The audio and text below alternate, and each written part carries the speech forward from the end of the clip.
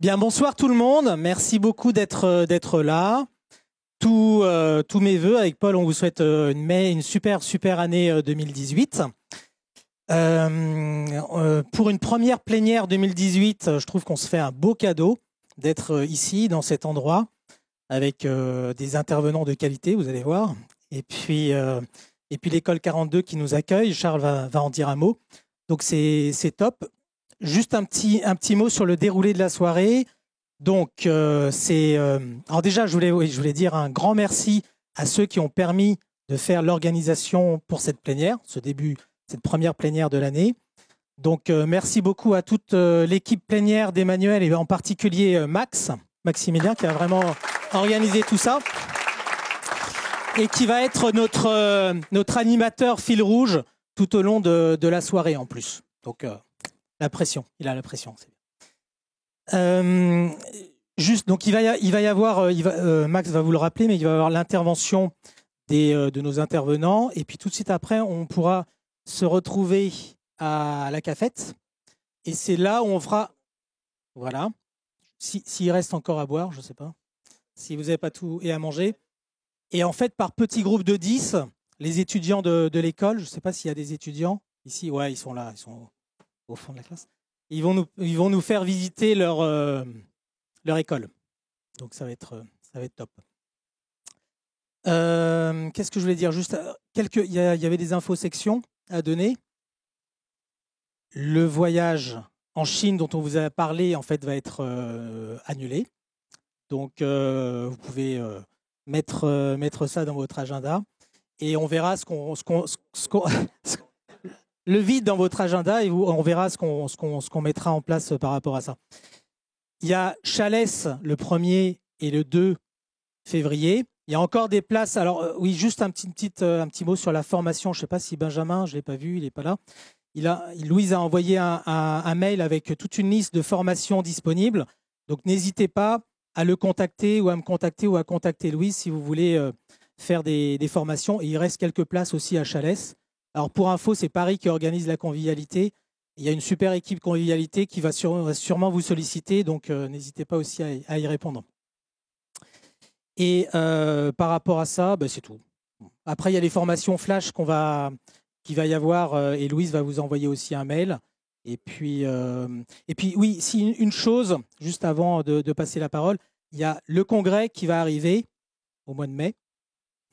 Et ça va être super important de tout de suite noter les dates, parce qu'on a envie que le maximum des personnes de la section viennent. Alors tous ceux qui n'ont jamais fait de congrès, il faut que vous en parliez aux anciens et vous allez être convaincus de venir. Voilà, donc je vais laisser la parole à Charles pour dire un petit mot. Et très bonne soirée à vous. Bonsoir à tous. Écoutez, on est très ravis de vous accueillir à 42 ce soir. Je pense que ça a un bon sens de vous recevoir ici. Et du coup, rapidement, pour vous expliquer où est-ce que vous avez mis les pieds. On est dans une école informatique, même si on ne veut pas s'appeler école à proprement parler. Je vous explique rapidement pourquoi. On n'a pas de cours et il n'y a pas de professeur dans cette école. et donc, c'est une école qui a été créée en 2013 et qui est cofondée par Xavier Niel. Je n'ai pas besoin de le présenter, ça devrait aller. Et avec Nicolas Sadirac qui est à la tête un peu de cette pédagogie un peu hors norme. Et on l'a créé de 42 en 2013 puisqu'on a vu les métiers d'informatique, en particulier ceux de développeurs, qui sont complètement transformés en passant de l'ère industrielle à l'ère du numérique. Donc transformation digitale, ça s'est appliqué aussi à nos métiers. Et malheureusement, si on voit qu'on a toujours des pénuries de développeurs sur le marché, puisqu'il y a beaucoup plus d'offres forcément qui est croissante, et pas assez de candidats qui peuvent répondre à cette offre. Et en fait, la question est assez simple. Quand on regarde un petit peu comment ça se passe, c'est que malgré cette transformation, l'école, elle, ne s'est pas du tout transformée. Vous avez toujours un enseignant, un tableau blanc avec sa craie et une salle de classe. Donc nous, on s'est dit qu'on allait révolutionner un petit peu ce fonctionnement-là pour pouvoir former des gens qui répondent à ce besoin du marché du numérique. Et donc, du coup, 42 est sorti en 2013. C'est une école qui est gratuite, ouverte à tous les 18-30 ans sans prérequis de diplôme. Donc, tout le monde peut vraiment y accéder. Et sa formation, elle est basée sur un truc qu'on n'a pas forcément réinventé énormément, mais c'est le learning by doing. Donc c'est un peu comme en forgeant qu'on devient forgeron. Donc les étudiants vont travailler sur tout un tas de projets qu'on va leur définir. Ils ont pas mal de choix pour de spécialisation. Ça, vous verrez ça surtout pendant travers la visite. Ça marche super bien. L'idée est assez simple, c'est parce que la transmission de savoir, pour nous, elle est un peu caduque pour pour être quelqu'un qui est capable d'innover et créer. C'est sûr qu'avec quelque chose qui est un acquis passé, pour le futur, c'est pas évident. Et donc c'est pour ça qu'on se dit que l'apprentissage par projet, on leur pose des problématiques, ils vont chercher par eux-mêmes les solutions. On a la chance dans nos métiers d'avoir des fortes documentations et des communautés autour des différents langages de programmation. Donc l'étudiant va pouvoir aller chercher ces informations, solver son problème. Ce qui est assez rigolo d'ailleurs, c'est que dans la fonction comment ça s'opère, c'est qu'effectivement on teste, ça marche pas. Mais en fait, on sait déjà le faire depuis qu'on est né, puisque quand on était bébé, il n'y a personne qui nous a expliqué comment apprendre à marcher, hein, parce qu'on est là, gaga. Du coup, on a essayé par nous-mêmes. Et il faut savoir qu'un enfant, un bébé, il se casse environ 2000 fois la figure avant d'apprendre à marcher. Je les ai comptés quand j'étais petit. Et par chance, le plus gros est fait. Hein, et donc, du coup, quand on veut apprendre à 42, c'est un peu ça. On va un peu échouer sur des projets, mais à bout d'un moment, on va réussir et donc apprendre des choses au travers de la réalisation de ces projets. L'école, donc, depuis 2013, on a 3500 étudiants qui ont été admis. Le principe est assez simple. Un système de candidature en ligne, des jeux cognitifs qui sont très très simples, accessibles à tous. Même pas besoin de savoir lire pour les faire. À l'issue de quoi, on les invite à venir nous rencontrer ici et ils passent la dernière épreuve qui a lieu l'été, juillet, août et septembre, qu'on appelle la piscine. Donc c'est mieux la piscine l'été, vous en conviendrez avec moi. Et donc on reçoit à peu près 1000 candidats par session. Et dans chaque piscine, du coup, on va sélectionner à peu près un tiers. Il y a une moyenne qui s'est établie, même s'il n'y a pas vraiment de quota. Et du coup, c'est imperméable. Hein. On sélectionne à peu près 300 dans les 1000, que c'est mieux pour une piscine d'ailleurs d'être imperméable. Et donc, du coup, après, ils intègrent un programme qui est à peu près sur 3 ans. Je dis ça parce que, du coup, il y a un truc qui est génial, c'est que on n'apprend pas du tout tous à la même on n'a pas cette même capacité d'apprendre au même rythme. Et donc, du coup, à l'école classique, dans un système classique, il y a la classe, il y a celui qui apprend très très vite, qui malheureusement peut très très vite s'ennuyer en cours et peut décrocher ou se désintéresser de la matière dans laquelle il excelle. Ou à l'inverse, vous pouvez avoir des étudiants qui ont besoin de plus de temps pour apprendre. Et malheureusement, on n'a pas les moyens pour les accompagner un peu plus. Nous, on n'a pas de prof, du coup, on a pu soulever ce problème assez facilement. On a retiré les deadlines de tous les projets, on laisse les étudiants avancer à leur propre rythme. Ajouter à cela un peu de gamification pour pouvoir toujours challenger les étudiants, les dynamiser à travers des petites quêtes. Vous verrez, c'est un peu comme un jeu vidéo, c'est assez rigolo l'apprentissage.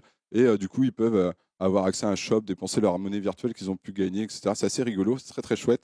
Dans cet fonctionnement donc d'apprentissage, on a énormément d'étudiants qui ont envie de créer leur entreprise, du coup, puisqu'ils créent tout le temps leurs solutions. Donc ce soir, on va laisser la parole bientôt.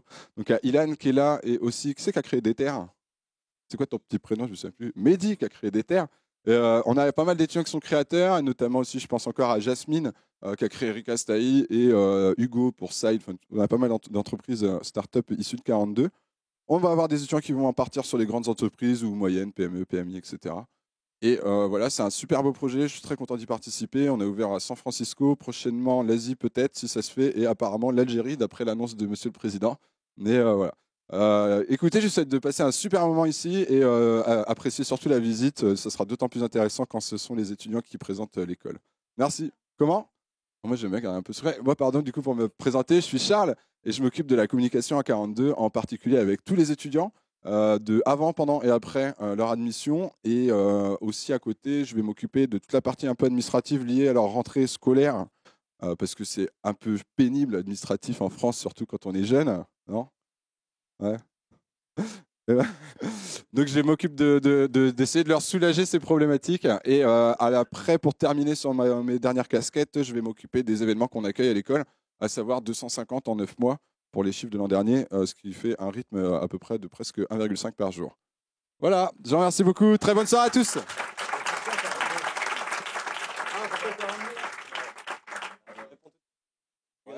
Allez, ok. Voilà, la petite question. Pourquoi 42? 42, c'est tiré d'un livre qui est écrit par Douglas Adams, qui s'appelle Le Guide du voyageur galactique, dans lequel il y a tout un tas de connotations avec la serviette et tout. Vous verrez, il y a des serviettes dans l'école. Ce sont des vraies serviettes des étudiants, puisqu'on a des douches, on est ouvert 24 heures sur 24. 42, du coup, c'est dans cette histoire la réponse à la vie, l'univers et le reste. D'ailleurs, vous tapez dans Google quelle est la grande réponse à la vie, la réponse sera 42. Il n'y a pas vraiment trop de sens, d'ailleurs, dans l'histoire non plus, mais voilà, c'est pris pour acquis. Et nous, quand on cherchait le nom, on a trouvé que c'était assez cool aussi de prendre ce nom-là. C'est un peu notre réponse à l'éducation, sans chercher à la remplacer, mais en tout cas proposer une alternative. Et voilà. Est-ce que vous avez d'autres questions au cas où, pendant que je suis encore là? Après, il faut savoir que les étudiants pourront très très bien répondre aussi, mais si vous avez des trucs comme ça... Non? Eh ben super. Très bonne soirée à tous et à toutes. Merci Charles. Bon, bonsoir à tous. Moi, je suis un peu moins bon speaker, donc j'ai gardé mes notes avec moi. On est très heureux de vous accueillir ici ce soir pour cette première plénière de l'année 2018. Je voulais tout d'abord remercier, bien sûr, très chaleureusement tout le staff de l'école 42 et en particulier Charles, sans qui l'événement ce soir n'aurait pas pu se tenir. Dès les premiers contacts avec le staff, justement, on a senti ressortir les valeurs de l'école, des valeurs d'ouverture, des valeurs, une volonté bien sûr d'impliquer les étudiants et les étudiantes dans des projets passionnants, collaboratifs. Et on a surtout senti une volonté, une école désireuse de partager avec son écosystème. Donc c'est ce qui fait que ce soir, on est tous ici réunis. Donc merci pour eux et merci pour nous. Je voulais également bien sûr remercier l'association 42 entrepreneurs. On a beaucoup échangé avec Kevin, le président, Iris, la trésorière qui est ici parmi nous ce soir. Je ne sais pas si tu es là, Iris. Ouais, coucou. Ils nous ont présenté énormément de porteurs de projets, d'entrepreneurs issus de l'école. Alors bien sûr, tous ces projets étaient tous plus passionnants les uns que les autres.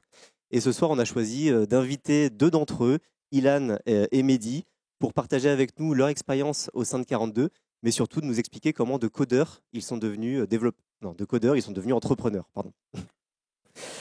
Voilà, donc avec l'équipe plénière, Emmanuel, Michael et Ambroise, on a voulu que cette plénière soit vraiment une immersion totale des JD au sein de cet environnement unique, un peu atypique. Et c'est pourquoi ce soir, il y a énormément d'étudiants avec nous dans la salle. Ils vont participer au cocktail avec nous dans un second temps. Donc n'hésitez pas à leur poser des questions, à échanger, à être convivialité, échange, partage avec eux. Et c'est eux qui vont rythmer également les visites. Ils vont nous accompagner par petits groupes d'une dizaine pour visiter les locaux, l'environnement de l'école. En tout cas, ce sera sûrement l'occasion de découvrir pour certains d'entre nous une pédagogie un peu révolutionnaire. Moi, c'est comme ça que je l'appelle. Quand je suis arrivé ici, j'étais waouh, je ne savais pas où je débarquais et c'était assez impressionnant. Révolutionnaire, ça va être un petit peu aussi le point d'ancrage de notre thème ce soir. On va se poser la question, est-ce qu'encore aujourd'hui, on peut parler de révolution du code, de révolution programmée à venir? C'est une question auquel on tentera de répondre avec nos intervenants. Alors, notre premier invité ce soir, je vais lâcher le micro. Notre premier invité est un passionné d'innovation, de nouvelles technologies. Il a fait de la programmation l'un de ses thèmes favoris. Voilà. Il est associé chez Faber Novel depuis 10 ans maintenant. Et il nous fait le plaisir de venir nous parler de cette révolution que représente le code, à la fois pour notre société, mais aussi pour nos entreprises. Voilà, je vous demande d'applaudir Cyril Varre. Merci beaucoup. Déjà, merci de m'accueillir et d'avoir pensé à nous. Donc, effectivement, je viens vous parler de ça. Pour me présenter rapidement, donc, effectivement, je suis associé dans une boîte qui s'appelle Faber Novel, qui est une agence où, pour faire simple, on a moitié codeur, moitié business analyst. Et on essaie d'expliquer justement aux clients qu'aujourd'hui, se transformer numériquement sans codeur à domicile, c'est en fait pas possible. Ça, c'est le premier point. Le deuxième point, pour me présenter un peu plus largement, avant de faire ça, j'ai fait plein de bêtises, notamment dans le code. Donc, effectivement, j'ai commencé, moi, à travailler en 1984, donc à une époque où il n'y avait pas de PC. Et mon premier job vraiment rémunéré, à part livrer des pizzas et aller nettoyer des bureaux, c'était quand un jour, quelqu'un m'a dit « J'ai un Euric-Atmos, est-ce que tu penses que tu peux me développer une base de données clients dessus ?» Et que j'ai répondu « Ouais, je vais essayer. » J'ai touché ce que je touchais en 2 mois de salaire à nettoyer des bureaux. Et j'ai plus fait que ça. Après, je suis passé dans des startups de l'époque qui faisaient du traitement de texte sous environnement graphique dans les années 80. On s'est fait racheter par IBM. Je suis parti chez Lotus Development, que vous avez probablement oublié, mais qui était un champion du code juste derrière Microsoft comme directeur produit. Après, je suis allé dans une boîte, après qu'on soit fait racheter par IBM, qui s'appelait AltaVista, pour ceux qui se rappellent aussi, où j'étais directeur technique et marketing pendant plusieurs années. Exactement. Après, Google est arrivé, on a moins rigolé. Du coup, je suis allé dans une autre boîte qui s'appelait Ziff Davis. Après, je suis devenu directeur général de Wanadoo en rentrant en France pendant 4 ans. Puis, je suis allé dans la presse. Et puis, finalement, j'ai rencontré un entrepreneur comme vous qui s'appelle Stéphane Distinguin et qui m'a convaincu, en gros, de recommencer à faire des conneries, à innover et d'arrêter les boards. Et j'ai trouvé ça plutôt sympathique depuis. Et effectivement, un des trucs qui m'a convaincu tout de suite chez Faber Novel, c'est cette vision que la compétitivité, le numérique, la transformation, en fait, c'est de plus en plus le code et dans quelques années, ça sera que le code. En gros, si vous réfléchissez à des géants de l'informatique, donc on va prendre 2 plus ou moins récents, Suite Gauche, il a depuis longtemps. Moi, ça a été mon ennemi pendant longtemps, entre guillemets. Enfin, en tout cas, sa boîte. Mais on peut dire que le code lui a plutôt rendu service. Microsoft, ça a été la plus grosse boîte du monde. Et c'était que de la publication de code. Et le premier truc qu'il a fait, c'est qu'il a fait du code pour lancer du code qui s'appelait MS-DOS. Et puis plus récemment, on le voit plus parce qu'il est plus jeune et qu'il a une autre manière de faire du code, mais c'est la même dynamique. Il y a M. Zuckerberg, qui est le premier pour moi, qui a réellement inventé quelque chose de réellement nouveau sur Internet. Et même chose, Facebook, ça n'est que des lignes de code qui tournent sur des serveurs. Si vous y réfléchissez bien, même s'il y a des gens qui les produisent, des gens qui vendent ce qui se passe dessus, etc., le succès de ces entreprises-là, c'est parce que c'est les premiers à s'être dit, tiens, plutôt que d'embaucher plein de gens ou de déplacer des objets lourds, je vais faire du code. Du coup, c'est très important parce qu'en plus, aujourd'hui, il n'y a plus d'excuses. Apprendre à coder, ça n'a jamais été aussi simple. En 84, pour apprendre à coder, il fallait avoir de la chance de trouver un bouquin sur le BASIC ou sur les bases de données dans une librairie spécialisée, en ayant traversé tout Paris, et puis s'y mettre. C'était la micro-informatique, pour ceux qui se rappellent. Aujourd'hui, vous allez sur Internet, vous allez par exemple sur codeur.org, sur IFTTT, code.org, vous avez des millions d'heures de code de gens très très compétents qui vous expliquent pédagogiquement dans le temps comment est-ce qu'on apprend à coder, comment est-ce qu'on peut coder. Et même si vous le faites que par curiosité, faites-le, parce que ça vous permettra à minima, comme je dis à tous mes clients, de ne pas vous faire en papaouter par une SS2I. C'est-à-dire que vous saurez pourquoi ça vaut ça, combien de temps il faut vraiment, parce qu'on voit encore des gens qui vont vous vendre des solutions miracles. En fait, ils ont bricolé 2 API et un bout de code, ils vous vendent ça 10 000 balles, et vous en avez perdu à peu près 9 000. Et quand on est entrepreneur, on est tous pareils, c'est mieux de les utiliser pour payer les URSSAF.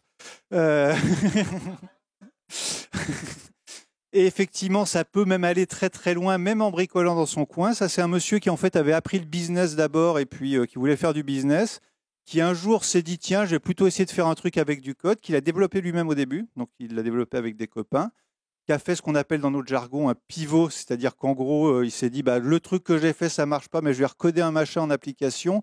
Tiens, je vais faire un machin qui prend des photos, qui les filtre et qui les géocalise et puis qui les envoie à ses copains. Et du coup, ce monsieur, il a fait Instagram qu'il a revendu à M. Zuckerberg qu'on a vu précédemment. Donc le message, c'est le code, c'est super important. Rapidement, c'est quoi? Ça a l'air un peu abstrait. D'abord, c'est très vieux. Le monsieur qui a commencé à travailler là-dessus, c'était il y a longtemps, 1847, ça ne nous rajeunit pas, c'est monsieur Boole, d'où la programmation booléenne. Et puis petit à petit, ça a évolué. Moi, je trouve qu'il manque dans ce panorama quelqu'un, mais c'est parce que je suis lyonnais, c'est monsieur Jacquard qui a inventé la première machine programmable et qui a codé pour la première fois des motifs sur des tissus. Malheureusement, je suis le seul lyonnais de Faber-Novel, donc ils ont gardé cela. Et c'est tout simplement les ordres que vous donnez à un ordinateur. C'est-à-dire que n'oubliez jamais, le code, ça a l'air effrayant, mais en gros, un ordinateur, il n'y a rien de plus stupide. Il faut lui dire quoi faire. Et le langage dans lequel on lui dit quoi faire, c'est si quelqu'un appuie sur la touche A, il faut que sur l'écran, tu affiches en haut à gauche A. C'est aussi bête que ça. Alors, ça devient un peu plus trapu au bout d'un moment.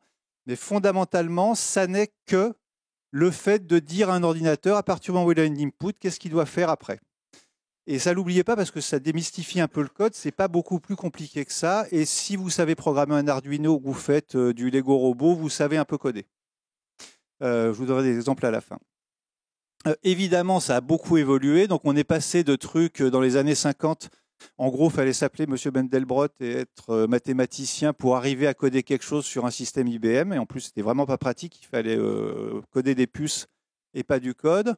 Petit à petit, on a évolué. Moi, j'ai commencé dans ces eaux-là avec un truc qui s'appelait le BASIC. Ça commençait à ressembler à quelque chose de plutôt facile à utiliser. Il fallait dire à la machine, si le nom c'est le même que celui que j'ai rentré, alors sors-moi la fiche. C'est quasiment de l'anglais, c'est beaucoup plus pratique et ça permet d'évoluer. Et puis aujourd'hui, on commence à arriver à des trucs de plus en plus cool et qui font que tout le monde peut coder. C'est pour ça qu'on le revendique.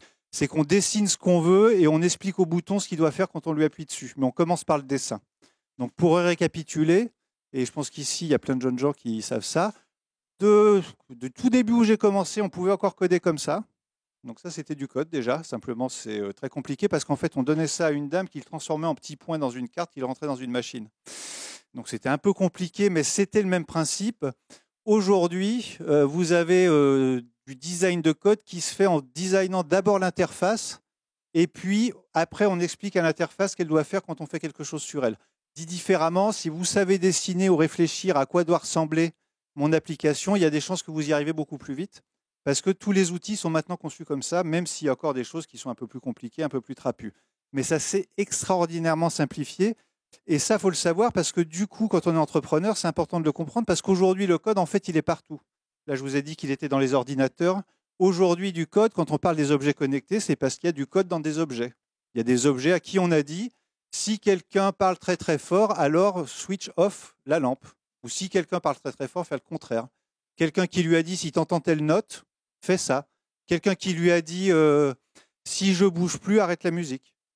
Et toute cette dynamique d'objets connectés, de smartphones, etc., aujourd'hui, vous voyez bien que c'est ça qu'utilisent vos clients pour interagir de plus en plus avec tout. Plus ils sont jeunes, plus ils l'utilisent.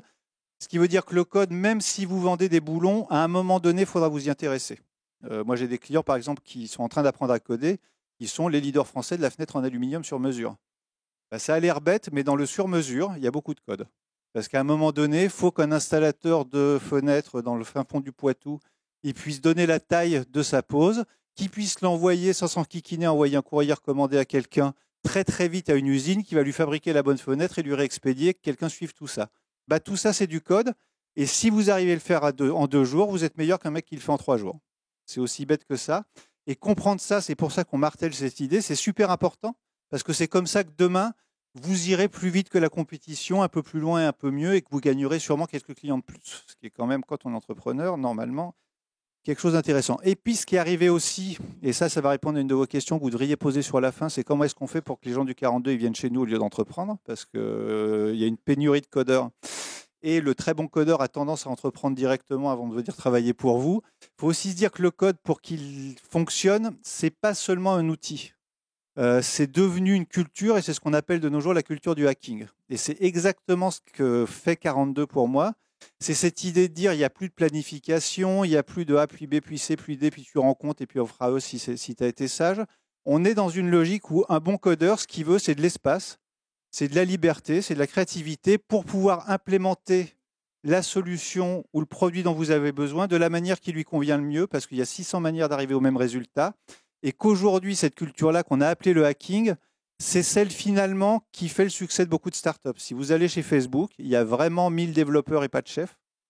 Il y a vraiment un seul chef qui s'appelle Mark Zuckerberg et qui dit si tu veux vérifier quelque chose, le plus simple, c'est de le faire et de le mettre en œuvre et de le produire. Pas d'y penser, pas d'y réfléchir, etc. Et toutes ces générations de codeurs qui arrivent, bien après moi et bien meilleurs que moi et bien plus rapides que moi, aujourd'hui, leur logique, c'est plutôt ça. C'est beaucoup de pratiques. Ça sert à quoi d'en parler? Autant essayer, puisque ça coûte plus grand-chose de développer du code. On ne veut pas des méga PC, on en veut juste un très très bon et puis un peu de cloud et pouvoir rapidement faire tourner des choses, essayer des choses et faire bouger les choses. On veut du progrès. On se compare plutôt aux résultats qu'aux années d'études ou au grade ou à l'âge pour moi. Une culture, et ça c'est très très important, surtout pour nos entrepreneurs, du partage. Si vous empêchez un codeur de partager son code sur GitHub, vous l'empêchez de travailler, et pourtant il va donner ce que vous considérez comme votre propriété intellectuelle à tous les autres codeurs de la planète. Et c'est comme ça que ça marche maintenant. Il faut l'accepter, il faut les laisser faire, ils savent. Et il faut les laisser être dans leur logique, qui est une logique de totale entraide de tous les codeurs du monde. Et encore une fois, j'insiste parce qu'on a fait un peu la connerie de temps en temps, et j'ai beaucoup de très grandes entreprises qui continuent à la faire. Même si vous vous dites ça fait chier, je l'ai payé, il le met en public à tout le monde. C'est parce que vous le laissez faire ça que demain, quand vous aurez besoin d'un truc, il pourra aller aussi vite. Vous le laissez publier sur GitHub et raconter votre life sur Stack Overflow. Sinon, il ne pourra juste pas bosser, il ne viendra pas bosser chez vous. Mais c'est ça le futur et c'est ça l'open source et toutes ces dynamiques d'open. C'est pour ça que ça va aussi vite. Et puis, pour vous donner le résultat quand c'est bien fait, pas de chef, tout en ouverture, tout sur GitHub. Aujourd'hui, il faut se dire qu'une boîte comme Facebook, ils font 12 000 modifications fonctionnelles par mois. Vous ne le voyez pas en tant qu'utilisateur, mais toutes les semaines, il y a 3 000 nouveaux trucs chez Facebook, faits par plus de 2 000 personnes et qui sont poussés en production sur 1,9 milliard de personnes. Imaginez s'il fallait que vous donniez votre avis en tant qu'entrepreneur ou en tant que patron sur chacune des fonctions. Imaginez si Zuckerberg disait « avant qu'on publie, je veux voir ». Voilà, on serait probablement en train de regarder un IM pas très très bon et avec des coins encore carrés, pas les bonnes polices. Donc aujourd'hui, c'est pour ça qu'on en parle beaucoup. Le code, c'est la manière de décupler toute votre entreprise et tout votre entrepreneuriat. Et dans toutes ces dimensions, j'essaie d'aller plus vite parce qu'aujourd'hui, si vous regardez les gens qui essaient de vous tailler des croupières ou que vous essayez de créer ce qu'on appelle les startups, si vous analysez bien tout, leurs deux grands secrets de performance, c'est le code et la vitesse qu'il permet. C'est tout. Ils font la même chose qu'avant. Je prends toujours le même exemple, mais il est très clair. Uber, c'est le plus grand service de taxi concentré dans une application qui est quelques bouts de code sur un smartphone. C'est tout. Alors, il faut le faire, il faut savoir le faire. Mais pourquoi est-ce que c'est un avantage? Parce qu'il a embauché 10 chauffeurs de taxi de plus, Monsieur G7 est obligé d'embaucher un conseiller, un gestionnaire de chauffeurs de taxi de plus. Eux, ils ont poussé 4 versions de leur application dans la semaine, une pour adresser un truc à Mumbai, une pour adresser un truc à Londres et l'autre pour changer les tarifs. Et ils le font en une publication. Et c'est ça qui fait la vitesse d'un Uber et qui fait qu'il prend tout le monde de vitesse. C'est que c'est le code qui fait tout le travail d'interaction client et tout le travail d'interaction fournisseur. Si vous allez jusqu'au bout, il y a aussi d'autres trucs, c'est que vous verrez qu'avec un bon codeur chez vous, et en fait c'est un bricoleur du code, ce n'est pas un expert de Supélec qui a fait de la computer science, c'est un mec qui est capable de faire quelque chose, et ben vous aurez une idée, et nous on le fait beaucoup avec nos clients par exemple pour faire quand même un peu de prosélytisme commercial. Nous ce qu'on fait c'est des ateliers où les clients et les gens du business ont une idée, ils ressortent avec un prototype qui marche de leur idée. Et s'ils ressortent avec un prototype qui marche de leur idée, ça veut dire qu'en fait il peut tout de suite aller dehors et demander à un client c'est ça que tu voulais? Et si le client tout de suite il dit ah non moi j'aurais préféré le bouton en haut à droite, bah, vous pouvez retourner, le lendemain matin c'est fait. Donc ça casse tous ces process, ces planifications qui étaient liés au fait qu'on avait un coût de l'erreur très très fort. Aujourd'hui l'erreur elle coûte rien, d'abord il y en a beaucoup moins parce qu'il y a des outils qui permettent d'éviter les erreurs si on les laisse les utiliser. Donc aujourd'hui je vous ai parlé de GitHub et Stack Overflow, c'est l'outil de base du codeur. C'est là où quand vous lui dites je voudrais faire une interface avec des petites voitures qui se déplacent dessus, il ne va pas se prendre la tête avec une équipe de 12 à aller regarder comment on peut faire. Il va vous dire, ouais, c'est vachement dur, je vais essayer de le faire cette nuit. Il en a pour 5 minutes. Il va regarder sur déplacer voiture, carte sur Stack Overflow et il vous produit un prototype tout de suite. Mais c'est ça qui crée de la valeur. C'est le fait que vous avez tout de suite sous les yeux quelque chose qui marche. Et le plus dur à comprendre, c'est que si ça marche pour une personne, dans le monde d'aujourd'hui et du code d'aujourd'hui, ça marchera aussi pour 10 000. Il n'y a même pas à tester si ça marche. Vous pouvez directement le mettre en production, le mettre en application et commencer à faire travailler vos clients dessus. Deuxièmement, ça change tout. Ça veut dire qu'effectivement, vous donnez des bouts de vous-même, mais en contrepartie, tout le reste de l'écosystème vous donne des bouts de lui-même. Donc, du coup, l'ouverture, en fait, c'est aussi votre avantage compétitif. C'est-à-dire que, oui, de temps en temps, vous donnez un truc, c'était votre idée, c'est un peu rageant de le donner à la communauté. D'un autre côté, quand vous avez besoin de faire un truc comme déplacer des petites bagnoles sur une carte, et ben vous en bénéficiez immédiatement et vous allez encore plus vite. Donc, c'est ces vraies logiques d'écosystème et de réseau qui se mettent en œuvre par le code. Et encore une fois, quel que soit votre métier, vous verrez, ça peut vous aider à aller beaucoup plus vite. Je vous donne un exemple tout simple. Tout le monde admire les grands industriels qui annoncent qu'ils vont sortir un robot conversationnel. Faire un robot conversationnel avec un bon bricoleur du code et un peu de jugeote, c'est 4 jours. Au moins un truc qui marche et qui commence à dire bonjour monsieur. Et quand vous dites non, moi c'est madame, qui dit excusez-moi, bonjour madame. Et ça s'assemble en fait, c'est du Lego plus que du truc. Je me dépêche. Et ça donne des champions, donc on en a parlé, mais Airbnb, si vous y réfléchissez bien, ils en mirent d'accord. C'est probablement la vitesse de déploiement en nombre de chambres gérées et rentabilisées dans le monde la plus rapide ever, et c'est que du code, c'est un site web. Et eux, c'est le secret aussi, je vous le donne du code. Si le code le fait, alors ne faites rien. Le secret d'Uber, j'en parle aussi souvent, c'est que vu que finalement, c'est du code et des étoiles qui permettent de gérer les chauffeurs et les clients, la bêtise qu'ils n'ont pas faite, c'est qu'ils n'ont jamais embauché de gens pour le support client. C'est les clients et les chauffeurs qui font leur propre support. Donc quand le code le fait bien, l'automatise bien, on a le réflexe de vouloir embaucher des gens pour s'en occuper. Non, laissez-le tourner. Et puis par contre, écoutez bien ce qui vous restitue. Ça sera vos modifications fonctionnelles de demain. Et c'est ça qui donne cette nouvelle méthodologie. Il y a un bouquin qui est sorti là-dessus, je vous encourage à le lire. Maintenant, on a un nouveau truc, c'est la méthodologie Lean Startup Analytics. Mais en gros, ça dit quoi? Ça dit que ces boîtes-là, elles sont dans une logique d'itération permanente. Et elles sont dans une logique d'itération permanente parce qu'elles sont frugales, qu'elles ont leur codeur à domicile et quand elles ont un feedback client, ah bah ouais, j'aimerais bien payer en cash quand même de temps en temps parce que nous, en Inde, on n'a que du cash et c'est plus cool de payer en cash. Le monsieur qui va développer la partie paiement en cash, il le fait le lendemain matin et c'est mis en production le surlendemain matin. Et du coup, c'est pour ça que ces boîtes sont si incroyables. C'est juste que ce qui nous prend dans des logiques de planification, de réflexion, de comité de je sais pas quoi et de comité de trucs, des heures et des heures et des heures. Eux, ils ont fait 17 versions, essayé 5 trucs, ils ont peut-être mis 4 à la poubelle, mais celui qui marche, il est toujours en production et c'est celui que les clients utilisent. Et le code, c'est important parce qu'en vrai, il n'y a que ça qui permet de faire ça. Et évidemment, si vous voulez réfléchir un peu, dans un monde où tout est code, où je prends mon taxi avec du code, je prends mon hôtel avec du code, je réserve mon restaurant avec du code, bientôt je paye mes employés avec du code, en remplissant un tableur Excel et en l'uploadant dans un produit. Ne pas savoir coder, c'est un peu comme dire je vais faire du commerce, mais moi, conduire et téléphoner et puis rencontrer des gens, c'est pas mon truc. Ça va être un souci. Donc en gros, quand même, dites-vous bien que, encore une fois, ne devenez pas codeur, même si c'est facile et que je conseille, mais essayez au moins de comprendre un peu comment ça marche en parlant avec des jeunes qui sortent de ça, en parlant avec des gens qui le font, parce que sinon, on reste un peu dans un monde de dissymétrie d'informations et il y a un vendeur de solutions magiques et d'huile de serpent qui va réussir à vous enfourguer pour 10 000 balles. Alors qu'en fait, si ça se trouve, ça prend vraiment 5 minutes, voire votre gamin, si ça se trouve, à la maison, saurait le faire. Aujourd'hui, même chose, ce n'est pas dans les outils. Tous les outils, vous les avez. Et puis, dites-vous bien que c'est aussi une discipline qui, coder, c'est se poser plein de questions sur s'il se passe ça, alors je fais quoi? Et puis, si ça ne marche pas, qu'est-ce que je fais? Et si ça ne marche pas, qu'est-ce que je fais? C'est aussi un pas mauvais entraînement à la gestion et un pas mauvais entraînement à une réflexion un peu structurée et efficace. Donc, ça structure la pensée. Et en plus, aujourd'hui, encore une fois, on ne peut plus le faire tout seul. Il y a des nouvelles structures. Donc, aujourd'hui, par exemple, je ne sais pas si vous savez, mais si vous avez des enfants, il y a plein d'écoles de code dans Paris et ailleurs où vous pouvez, dès le plus jeune âge, dès 6 ans, apprendre des enfants à coder.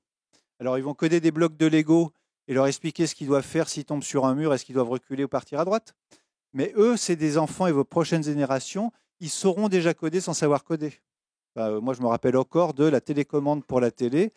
Mes parents regardaient la doc, moi je savais déjà l'utiliser, personne n'avait jamais expliqué. Ça va être pareil dans quelques années avec les nouveaux clients. Donc si vous êtes dirigeant et que vous ne savez pas coder, ça va être très compliqué. Et par contre, pour vos enfants, pour les préparer, il y a plein de trucs. Deuxièmement, évidemment, on est dans une des deux, mais vous avez aussi des grandes écoles et de plus en plus où on apprend à coder. Nous, on a investi dans une autre, alors je suis désolé pour le 42, mais c'est notre petit truc. Et puis, c'est un dernier avantage, le code, c'est que tout le monde peut coder. Nous, on est actionnaire de Simplon, qui est une initiative qu'on soutient depuis 5 ans. Simplon, c'est comme le 42, mais qui dit, il y a des gens, c'est pas parce qu'ils savent pas très bien lire, écrire, compter, qu'ils savent pas bien parler, qu'ils savent pas coder, parce que tout le monde peut coder. Et qui, du coup, fait de l'inclusion par le code. Et ça, pour moi, c'est ce que j'aime le plus dans le code. Et pour me dépêcher, je vais un peu plus vite. Donc ça, c'est plein d'exemples, on vous enverra la presse, mais si vous voulez des trucs pour apprendre à coder, c'est pas ce qui manque, ça va du tout petit. Ah non, c'est pas moi ça. Non, le dernier exemple que je voulais vous donner, c'est 2 exemples qui pour moi sont très incarnants et continuent à nous inspirer même aujourd'hui. Il y en a un, vous le verrez, mais je ne sais pas si vous connaissez l'histoire. Il y a des gens qui sont allés poser des tablettes Android bridées en Afrique, dans des villages, pour apprendre à lire et à écrire aux enfants. Et pendant que l'informatique d'hier essaie de se réparer, ce qui était génial, c'est qu'en gros, donc, ils ont donné à des enfants des tablettes Android comme des iPads, et ils avaient bridé ça en coupant l'appareil photo et en coupant l'enregistreur de son parce qu'ils considéraient que ça ne serait pas utile. Et il y a un gamin de 6 ans dans un village en Afrique qui a hacké le truc Android et qui a réouvert le port pour la photo. Il avait 6 ans, il ne savait pas lire, il ne savait pas écrire. Donc ça, pour moi, c'est plein d'espoir parce que ça veut dire qu'en plus, on donne du pouvoir à des gens qu'on n'aurait naturellement pas eu. Et on les aide à faire des choses extraordinaires. Le deuxième est le plus connu, merci. Je fais mes slides, du coup. Voilà. Et le deuxième, c'est ce monsieur qui a été Léo Grant, qui a été le fondateur d'une initiative à New York, qui était un mec qui vivait plutôt en trafiquant des substances récréatives auprès de ses camarades qu'en travaillant réellement, mais il faut bien que quelqu'un s'en occupe. Et puis un jour, il a pris des cours, il a créé son application sur iOS qui s'appelait Trees4Car, qui était une des premières applications de covoiturage pour les New-Yorkais, qui en plus adressait un vrai problème, c'est que quand vous êtes black, plutôt du Bronx à New York, trouver quelqu'un pour covoiturer avec vous, c'est pas forcément ce qu'il y a de plus simple en allant dans la rue. Et du coup, il a résolu le problème et ça fait un petit business qu'il a revendu. Et après, il a recommencé à coder, etc. Donc ça crée de l'entrepreneuriat, ça crée du drive et ça permet de créer des choses extraordinaires. Et normalement, là, j'ai fini, mais je finis quand même ce petit truc. Et n'oubliez pas, c'est un peu une image, mais ce qui est en train de se passer dans le fond est ce que je raconte aux très grosses boîtes. Que des boîtes comme Orange, comme achètent, etc., ont du mal à comprendre. C'est que jusque-là, le code, c'était que dans la DSI. D'ailleurs, en général, il n'y avait que le DSI qui avait le droit de le faire, le directeur des systèmes d'information. Et il détestait un truc qui s'appelait le shadow IT. Ce qui est en train de se passer maintenant, et c'est pour ça qu'on a énormément besoin de codeurs, c'est que dans notre jargon de consultant, ça descend dans les métiers. C'est-à-dire qu'en gros, il y a des marketeurs qui codent, il y a des gens à la production qui codent, il y a des chauffeurs qui codent, il y a des gens qui gèrent des supports clients qui codent, etc., etc. Et je leur dis surtout, n'oubliez pas que dans pas longtemps, parce que mes filles vont être sur le marché dans pas très longtemps, c'est les clients qui vont commencer à coder. C'est-à-dire que moi, la manière dont Orange Bank interprète ce dont j'ai besoin pour une banque, c'est leur avis. Moi, ce que je voudrais, c'est qu'ils mettent à disposition des API, une pour le paiement, une de la carte de crédit. Et moi, client avec un coup d'IFTTT, je vais peut-être dessiner ma propre interface et la faire. Et si vous n'êtes pas capable de fournir ça et de produire ça demain, eh ben, vous ne serez pas compétitif, vous aurez de moins en moins de clients jusqu'au jour où il n'y en aura plus. Regardez Kodak, qui, en ne pariant pas sur le code, n'a pas forcément fait le très bon pari. Et puis, pour quelqu'un que vous connaissez tous quand même feu Steve Jobs, il a dit en fait, ça vous apprend à penser différemment et à créer du levier, donc tout le monde devrait apprendre à programmer. Et c'est probablement un des trucs les plus intéressants qu'il ait dit. Voilà, merci beaucoup. Et maintenant, je laisse la place à justement des codeurs. Je rends le micro un peu plus tard à Cyril. On va rebondir sur la citation de Steve Jobs pour introduire notre prochain intervenant qui lui aussi s'investit beaucoup pour transmettre aux plus jeunes cette grammaire 2.0 qu'est la programmation. Mais lui, son credo, c'est surtout d'initier les tout petits au digital. Voilà. Donc je vous présente Ilan, qu'on peut peut-être qualifier comme l'ami des tout petits. Je ne sais pas s'il appréciera, mais bon, il m'a pas contredit quand je lui ai proposé. Il a eu beaucoup d'expérience en tant qu'animateur auprès de jeunes enfants. Il intègre 42 en 2014 et très vite, il se pose la question de comment transmettre sa passion du code et du digital aux plus jeunes. Il crée Happydoo, dont il va nous parler. Il crée Happydoo, qui est le doudou connecté pour un apprentissage du numérique par les câlins. Vous pouvez applaudir Ilan, merci. Donc bonjour à tous, Ilan Adjej, je cofondé Happydoo. Globalement, comment est-ce qu'on arrive à 26 ans à se balader aujourd'hui avec 3 peluches dans son sac toute la journée? C'est un peu ça mon histoire. Alors qu'il y a 4 ans, vous m'auriez croisé, je vous aurais dit que j'étais ingénieur du son. C'est aussi ça l'histoire de 42 et de ma vie. Donc oui, moi en sortant du bac, j'ai été faire des études d'ingénieur du son. Je sors de ça, je monte une boîte de captation de concerts. Ça marche pas du tout, c'est pas grave. Et je me dis que je vais continuer à faire un truc que je faisais pendant mes études, c'est bosser avec des enfants. Donc j'avais fait des colos, je continue à animer des ateliers avec des enfants sur plein de sujets, dont du numérique, de la science. Et je me retrouve à donner des ateliers périscolaires dans l'école Pessières. L'école Pessières, elle est là. Et je me retrouve pendant quelques mois à passer une fois par semaine devant une école qui s'appelle 42. Et je me dis, ça serait bien quand même qu'un jour je rentre dedans et que j'aille voir ce qui se passe. Et en plus, dans l'asso où je bossais, on commence à me dire, t'as entendu parler de cette école, ça s'appelle 42, ça a l'air sympa. Je m'inscris, je débarque en piscine 3 mois après. Et donc, au lieu d'aller au 98, je viens au 96.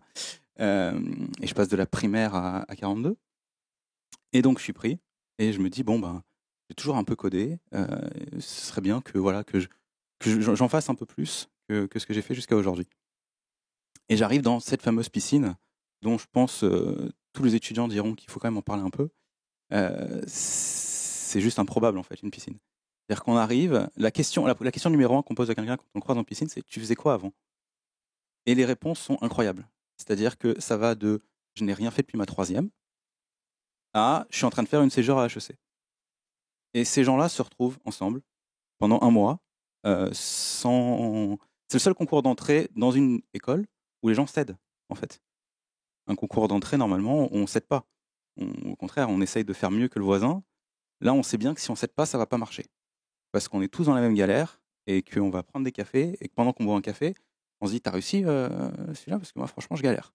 Et les potes qu'on se fait en piscine, j'ai des potes de piscine, je ne les ai pas vus, je les vois une fois tous les ans. Et on se voit, on a l'impression qu'on a fait la guerre ensemble, quoi. Et je pense que les étudiants de 42 peuvent confirmer que c'est le cas, quoi. On a fait la piscine ensemble. Et donc, je suis pris sur ce truc-là. Et 42, il y a un truc formidable, c'est les conférences. Donc, il y a des conférences avec le CJD, mais il y a des conférences avec énormément de choses. On a Facebook qui est venu faire des meet-up, on a plein de conférences, et on a aussi des hackathons. Un hackathon, globalement, c'est quoi? C'est on prend plein de profils, dont des devs, et on les met pendant 48 heures dans un lieu. On leur dit, vous avez 48 heures pour faire un truc.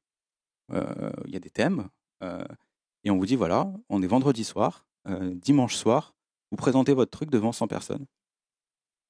Mais vous avez rien. C'est-à-dire vous avez 48 heures pour faire un truc. Et donc moi, je débarque sur un hackathon où on me dit, on va faire un truc autour du spectacle vivant. Je sortais d'une licence dans la musique. Et donc je me retrouve au milieu de gens. Il y avait des gens qui faisaient des marionnettes, des gens qui faisaient des troupes de théâtre. Et on se dit, bon, allez, on va faire un truc pour les enfants. On va faire des peluches parce qu'on se dit qu'aujourd'hui, un enfant qui va voir un spectacle, on va pas lui donner un smartphone, c'est nul, il va rester le nez rivé dessus, on va faire une peluche. Et donc on fait ça plaît, et on sort, on se dit, bon, c'est cool, mais on va monter une boîte avec des interfaces pour le spectacle vivant, on va pas aller très loin. Côté marché, c'est ultra limité. Et on se dit, en fait, il y a un autre endroit où on a besoin, c'est simplement à la maison. À la maison, aujourd'hui, les enfants se retrouvent à utiliser du numérique. Bon, je suis un cas exceptionnel, j'étais sur les ordinateurs à 1 an, mais aujourd'hui, c'est pas du tout un cas exceptionnel. Aujourd'hui, un enfant de 1 an qui se retrouve à utiliser, je suis pas pour, hein, mais aujourd'hui, des enfants de 1 an qui sont sur du numérique, c'est ultra courant. C'est malheureusement ultra courant. Et donc, en fait, ce qu'on fait, c'est qu'en sortant de ce truc-là, on fait un truc qu'on aime bien faire en France, c'est qu'on fait des dossiers de candidature pour des trucs. Parce qu'on se dit, voilà, on se connaît à peine, on vient de se rencontrer, on va faire des dossiers. Ça va nous forcer à formaliser le projet. On adore faire des dossiers quand on monte une boîte en France. Et donc, on fait des dossiers de candidature. C'est vrai. Et en fait, on gagne un truc. On fait des dossiers, on en gagne un. Et donc, 2 mois après s'être rencontrés sur un week-end de création improbable, on nous dit, venez à Angers le mois prochain, il y a l'inauguration d'un gros truc, il y aura François Hollande qui sera là pour faire l'inaugue. Et donc, je me retrouve avec ma peluche faite en un week-end, devant François Hollande, le ministre de l'économie de l'époque qui s'appelle Emmanuel Macron, avec ma peluche faite 2 mois avant. Et on se dit, bon, qu'est-ce qu'on fait en fait maintenant? Parce qu'on vient de gagner un truc, on vient de présenter une peluche faite en un week-end à Emmanuel Macron. Qu'est-ce qu'on fait? Moi, ça fait 1 an que je suis à 42. Et en fait, l'avantage, c'est que je suis à 42, justement. Je suis à 42, j'arrive, je vais voir le staff, je leur dis, voilà ce qui m'arrive. Ils me disent, fais ton stage. Fais ton stage. Et donc, j'ai fait 6 mois de stage sur Rapidou. Et c'est pas un souci ici. C'est pas un souci, vous avez un projet, c'est votre stage. Et donc, je passe 6 mois, j'avais des bases d'électronique, et je me forme, c'est pas grave. On va sur Internet, on trouve la ressource. Et en 6 mois, on développe des protos qui sont bien mieux que ce qu'on avait fait en un week-end. On a des accompagnements. Je reviens à 42 pendant ces 6 mois quand même, et je rencontre des communautés formidables. Je rencontre la communauté Maker, qui va être l'équivalent un peu hardware de l'open source. Et je me retrouve à faire des salons dans les Maker Faire, où en gros, c'est des gens qui bidouillent, qui font plutôt du hardware, et qui présentent et qui échangent. Aujourd'hui, un truc on me regarde avec des grands yeux, j'ai pas de brevet sur Rapidou. Et j'en veux pas. Et il y a des gens qui me regardent, mais genre, mais t'es fou. Mais comment ça, t'as pas de brevet? Justement, c'est parce que j'ai pas de brevet que j'ai ce développement-là. Alors, on n'est pas open source, mais on tend à l'être. Et on tend à se dire, peut-être que demain, vous irez sur le site d'Apidou, il y aura tous les patrons pour, si vous avez une machine à coudre chez vous, le refaire. Vous avez un fer à souder, le refaire. Et pourquoi pas? Parce que je sais que si je le fais, si j'ai fait des bêtises, si j'ai un patron qui est pas bon, si j'ai un choix de composant qui est pas bon, dans la semaine, et encore je suis lent, je vais avoir un tweet incendiaire qui va me dire, tu t'es planté. Tu t'es totalement planté, tu as mis un composant qui va pas, et c'est pas grave, c'est génial. Parce que du coup, au lieu d'avoir moi besoin dans ma boîte de recruter 50 électroniciens, je vais en avoir 3 millions sur Twitter qui vont potentiellement tomber sur mon truc et me dire, t'as fait une bêtise. C'est tellement plus intéressant. Et quand on me dit, ta tech est pas folle, comment tu fais si demain t'as un gros acteur qui se met à faire la même chose? Ouais, mais le gros acteur, il fera jamais ça. Pour que demain, un gros acteur se mette à dire, on va sortir un nouveau jouet dont on va mettre sur le site internet tous les plans, tout le code, toute la carte électronique, moi je l'attends. J'attends et j'applaudirai. Je l'applaudirai. Donc on avance là-dessus, on se retrouve à sortir des premières cartes, on fait des rencontres, 42 entrepreneurs, bravo. Et donc on avance. Aujourd'hui, où est-ce qu'on en est quand même pour rapidement, donc on a des jolies peluches, on fait des tests avec des enfants.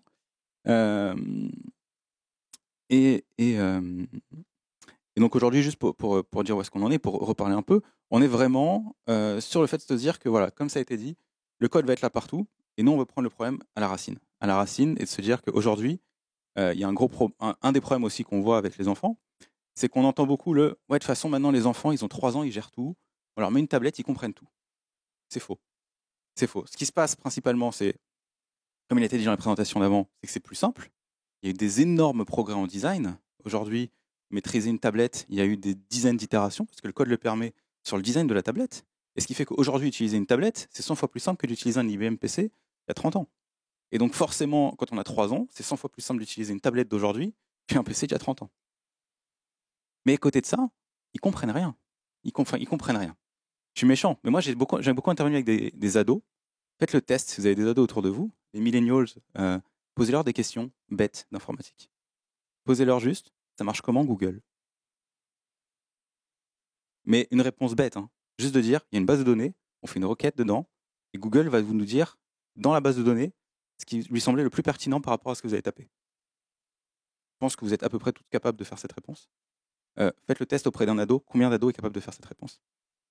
D'aller juste dire à un ado, tu sais que sur Facebook, la publicité est ciblée par rapport à ce que tu fais dessus? Combien d'ados savent ça? Et ça, moi, ça m'a choqué.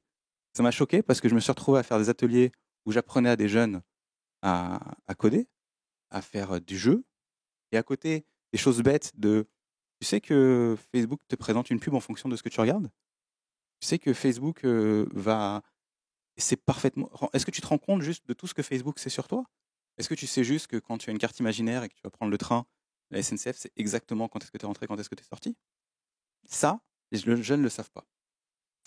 Et donc on se dit qu'il faut quand même donner un accès au numérique aux petits, pas qu'aux ados, avant, mais on se dit que les tablettes posent problème. C'est pour ça qu'on fait Apidou. Apidou, du coup, c'est des peluches, où on se dit que le problème principal, c'est qu'une tablette, c'est un objet d'adulte. Un portable, c'est un objet d'adulte. Ça, c'est un objet d'enfant. Ça tombe par terre, c'est pas grave. Ça, on lui fait des câlins. Et ce qu'on fait principalement, du coup, c'est de l'interface. C'est se dire que les gros problèmes des tablettes, c'est quoi? C'est qu'un enfant l'utilise, il le met à 5 cm de ses yeux, donc il s'explose les yeux. Un enfant, il va plus travailler ce qui est le programme de la maternelle, la motricité fine, le développement psychomoteur, le développement psychosensoriel, psychospatial. On ne le fait pas avec les tablettes. Et il y a aussi dans tout le côté affectif, et le côté continuer à parler aux gens, faire du multijoueur. Et après, l'autre gros problème, si vous avez des enfants qui utilisent des tablettes, c'est de les reprendre quand ils ont fini de jouer. Mais à côté de ça, moi j'entends des parents qui me disent « mais je ne me vois pas dire à mon enfant tu touches pas à la tablette avant que tu aies 10 ans ». Comment on fait? Donc on fait des manettes de jeu, on va jouer d'ailleurs, en espérant que la démo marche, il n'y a pas de raison. Donc on fait des jeux avec des manettes, donc la peluche elle capte aucune donnée personnelle, parce qu'on se dit qu'on est sur des enfants et donc pas de données personnelles. Du toucher. Donc du toucher, on a 5 zones tactiles, des zones de couleur, du mouvement. C'est parti. On va juste attendre. Je peux continuer à expliquer. Du coup. Sur le ventre. Ouais, sur le ventre. Donc je le mets sur le ventre. Continue, continuer. Apidou. Et là je peux faire le chef d'orchestre. Voilà. Donc l'écran est là, hein. Je peux le regarder. Vous pouvez le.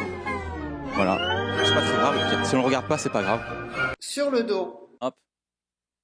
Continue, Apidou. Là, vous regardez trop l'écran d'ailleurs, et ça me pose problème. J'ai une coupure de courant dans la salle.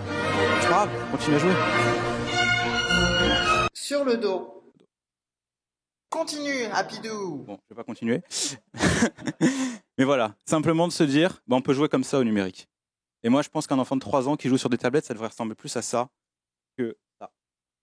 Et donc un autre truc, là pourquoi je coupe la lumière, c'est aussi parce qu'on veut intégrer à la narration des jeux la limitation du temps d'écran. C'est-à-dire que notre vraie idée, c'est de se dire qu'à un moment, dans le jeu, Apidou va dire « je suis fatigué ». Ça fait 20 minutes qu'on joue, selon ce que les parents auront défini. Mais typiquement, au bout de 20 minutes, Apidou va dire « je suis fatigué, reviens demain, on pourra continuer l'histoire ». Et aider comme ça l'enfant à se rendre compte que ça fait 20 minutes qu'il joue et qu'il est temps de passer à autre chose. Pourquoi pas lui dire « demande à papa ou à maman de t'imprimer un coloriage, on va faire un coloriage, parce que tu as fini l'histoire et du coup tu as débloqué un super coloriage, et demain on continuera l'histoire ». Voilà ce qu'on fait chez Apidou. Aujourd'hui, on est encore en prototypage. On est super content parce que, encore une fois, via 42, un des trucs génial à 42, c'est le réseau. C'est-à-dire que on rencontre des gens d'autres écoles. Et donc, on a une fille d'HEC qui vient de nous rejoindre. Et ça, on est très content. Et on va faire un partenariat de 2 mois qui commence la semaine prochaine, en partenariat avec HEC, où on va rencontrer des investisseurs. On va avoir des formations au pitch, à tout ce qui est la vie d'une boîte. Et ça, on est très content de l'avoir, grâce à 42. Et ça, c'est le genre de choses que permet 42. Donc voilà où on en est. Et puis, n'hésitez pas à me demander à venir jouer après. J'ai plein d'autres jeux qui sont super cool.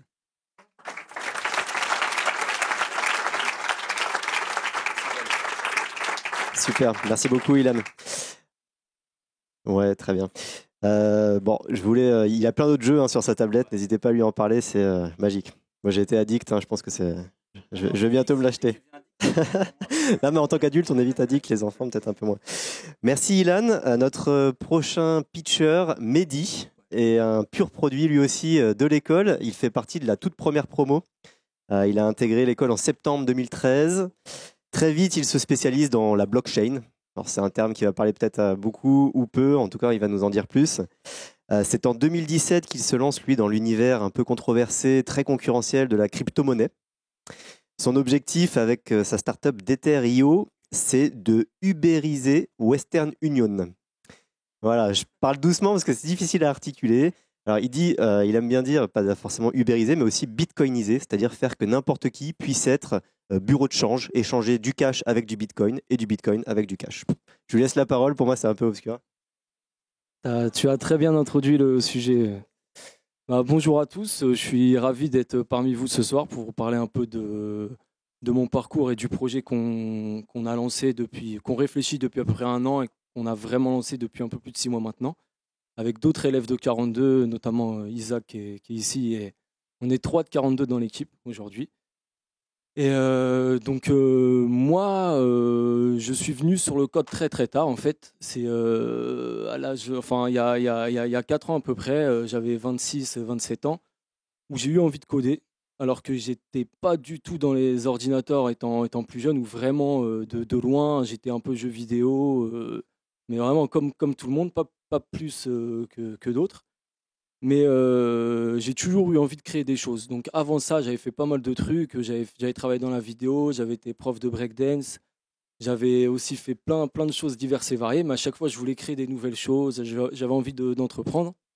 Et du coup, donc il y a 4-5 ans, je me suis dit, les applis mobiles, c'est pas mal quand même. J'aimerais bien en lancer et tout. Donc je me suis dit, bon, plutôt que d'essayer de trouver des gens qui seraient prêts à faire mon idée, je me suis dit, je vais apprendre à créer mon idée. Il y a des gens qui arrivent, pourquoi pas moi? Donc j'ai commencé un peu à regarder ce qu'il y avait comme formation de disponible, quelques tutos sur Internet. Et c'est au même moment où Xavier Niel a parlé de lancer 42. En plus, je me rappelle du jour où il a fait la conférence. Je suivais la conférence parce que je pensais qu'il allait sortir un téléphone free. Je me suis dit, c'est bien, il y a un nouveau téléphone qui va sortir. Et en fait, il a parlé d'une école. Je me suis dit, mais c'est encore mieux en fait, c'est ce que je veux faire. Donc du coup, directement, je me suis inscrit, j'ai essayé j'ai passé les tests en ligne, ça s'est bien passé. Et donc j'ai été pris pour venir faire la piscine. J'ai fait la piscine en septembre 2013. Donc je m'étais un peu préparé avant, mais pas assez, je pense. Parce que quand je suis arrivé, ça a été vraiment, vraiment intense. Pendant 1 mois, c'est vraiment, comme disait Ilan, c'est un autre monde. On est vraiment dans une bulle. On est là de 8h, parce qu'il faut savoir un peu comment ça se passe. On a des exercices à 8h42 le matin que tu dois rendre pour 23h42 le soir. Et tous les jours, pendant 30 jours. Donc vraiment, vraiment, c'était intensif. J'étais là de 8h à 23h tous les jours.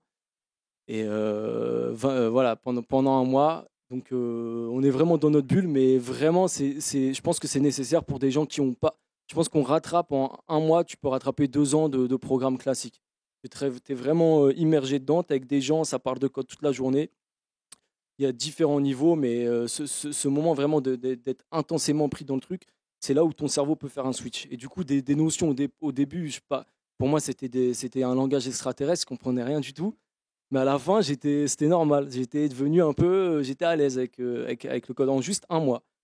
Donc vraiment, on ressent ce switch et c'est agréable. Une notion qui vraiment te paraissait très, très abstraite 2 jours avant.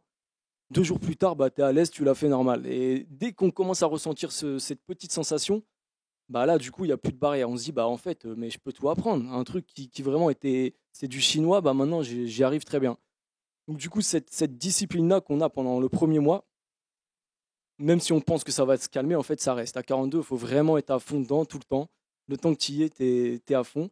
Mais ça te forge un esprit qui te permet de surmonter plein de trucs et de ne pas avoir peur de s'attaquer à des nouvelles notions. Que ce soit même dans le code ou dans autre chose. Hein. Ça peut être dans toutes les disciplines, on a cette faculté mentale à appréhender un problème, à le découper en petites tâches, à toutes les solutionner un par un et après en faire un truc que tu peux maîtriser comme quelqu'un qui aurait fait ça depuis plusieurs années.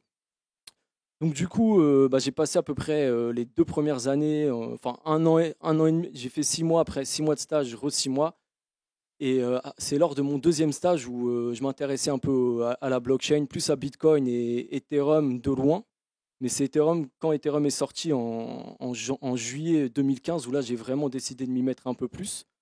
Donc j'ai téléchargé le node, j'ai commencé à m'y intéresser. Pour ceux qui ne savent pas Ethereum, enfin Bitcoin, peut-être, levez la main qui connaissent Bitcoin. Une crypto-monnaie Ethereum, peut-être un peu moins de personnes. Ethereum, c'est la deuxième plus grande blockchain après Bitcoin qui est arrivée en 2014-2015. Donc c'est une crypto-monnaie, mais sur laquelle on peut déployer du code. Donc on peut faire exécuter du code de manière décentralisée comme Bitcoin où on peut s'envoyer de la monnaie. Donc j'ai commencé à bidouiller un peu là-dessus en parallèle de mon stage. J'étais dans un cabinet de conseil spécialisé en nouvelles technologies. Et très vite, je leur ai poussé le truc. Je leur ai dit, c'est sûr qu'on va avoir des demandes là-dessus sur la blockchain, donc il faut se préparer. Ils m'ont dit, bah ok, vas-y, fais-toi plaisir, propose-nous des trucs. Donc c'est ce que j'ai fait. J'ai commencé à pousser des petits trucs et on a eu effectivement des demandes. Donc j'ai commencé à prendre le lead là-dessus. Donc ils m'ont embauché après en janvier 2016, je crois. Donc du coup, j'ai un peu arrêté de venir à 42, j'avais plus trop le temps. Donc j'ai fait des proof of concept pour des grands groupes dans le domaine de la blockchain. J'ai participé à plusieurs conférences à gauche, à droite, et j'ai eu la chance d'aller à Shanghai en septembre 2016 à la grosse conférence Ethereum annuelle, la DEFCON 2, où là j'ai pu rencontrer tout l'écosystème international et aussi français Ethereum. Et avant ça, j'étais un peu sur des blockchains privées, d'autres systèmes aussi, parce qu'il y a différentes typologies de blockchains. Il y a des blockchains un peu fermées, comme il y avait l'intranet avant, et les blockchains publiques. Donc, mais c'est vraiment quand je suis allé à Shanghai, à la DEFCON 2, où là, vraiment, ça m'a dit non. La blockchain, c'est public ou rien. C'est comme Internet. Ça doit être ouvert ou ça ne doit pas exister. Ça n'a pas de sens sinon. Donc, du coup, à partir de là, j'ai fait plein de rencontres. C'est là que j'ai rencontré Gilles Fedak, qui est le fondateur d'iExec, qui a un gros projet blockchain qui est sur Ethereum aussi français. C'est un chercheur de l'INRIA qui veut faire du cloud computing décentralisé dans la blockchain. Donc j'ai commencé à travailler avec lui sur son projet où on a fait, j'étais chez eux encore à l'époque, où on a fait une levée de fonds, donc une ICO, je ne sais pas si ça parle un peu aux gens, c'est une levée de fonds en crypto-monnaie. En avril 2017, là, une levée de fonds en crypto-monnaie où on a levé 12 millions en 3 heures. Donc il se passe des choses... c'est un autre monde, les crypto-monnaies, mais c'était pas mal. Et c'était moi qui étais en charge de faire le smart contract, donc le programme qui récupérait les fonds et devait les sécuriser dans la blockchain. Donc, ça a été assez intense aussi et riche en émotions. Et du coup, après, en parallèle, je travaillais sur des terres. Enfin, on y pensait avec le cofondateur qui était avec moi à Shanghai depuis 1 an. Et on avait décidé après la levée de fonds d'Aexec de quitter le projet et de se mettre à fond dessus. Donc, pourquoi on a créé Dether? Parce que lors de tous nos projets qu'on a pu faire sur la blockchain et sur Ethereum notamment, on s'est rendu compte qu'il y avait une première couche qui n'avait pas été solutionnée. Comment avoir un accès facile aux crypto-monnaies? Aujourd'hui, il faut un compte bancaire, il faut s'inscrire sur les exchanges. Mais il y a 2 milliards de personnes qui n'ont pas de compte bancaire et qui sont directement exclues de tout ça. Alors qu'au contraire, c'est une technologie qui s'adresse principalement à eux. Parce qu'on parle d'inclusion financière, on parle de tout un tas de choses qui pourraient aider les gens les plus démunis, et c'est eux qui sont totalement délaissés parce qu'il n'y a pas de service qui s'adresse à eux pour en avoir. Donc c'est pourquoi on a créé, si ça veut bien arriver, je ne sais pas, j'ai fait une bêtise. Non, c'est dans ce sens-là. Ouais, c'est bon, ok. Voilà. Donc on a créé Dether, oui. Alors, pour faire très simple, parce qu'on peut faire une conf, je peux parler jusqu'à minuit, hein, et je sais même pas si vous allez comprendre encore, parce que c'est compliqué un peu. Mais de base, c'est une monnaie décentralisée. C'est comme, imaginez PayPal, mais il n'y a pas de serveur centraux PayPal. Tout le monde a peu à faire tourner un petit serveur PayPal chez lui et être rémunéré pour ça, en gros. Du coup, c'est quelque chose qu'on ne peut pas stopper. Parce qu'il faudrait stopper tous les ordinateurs du monde. Donc, c'est décentralisé. Et du coup, c'est quelque chose sur lequel personne ne peut avoir d'influence. Il n'y a pas de politique monétaire où quelqu'un peut imprimer des billets comme ça. Ça suit un algorithme. Et du coup, c'est égalitaire pour tout le monde. C'est une monnaie décentralisée sur laquelle personne ne peut influer. Par défaut, c'est le code en gros. C'est le code, le tiers de confiance. Exactement, c'est ça. Voilà, qui remplace la banque. On décentralise la banque. On n'a plus besoin de faire confiance, que c'est le protocole qui gère toutes les règles et qui sécurise la chose. Et Ethereum, c'est une crypto-monnaie sur laquelle on peut exécuter du code de la même manière, avec des serveurs décentralisés un peu partout. Donc il y a plein de services financiers qui se pluguent dessus. Je ne sais pas si c'est un peu plus clair. Un petit peu, bon, c'est cool. Voilà. Du coup, il y avait plusieurs solutions pour donner un accès facile à tout le monde aux crypto-monnaies. On peut mettre des distributeurs de Bitcoin, ça existe un peu partout, mais ça nécessite une grosse infrastructure.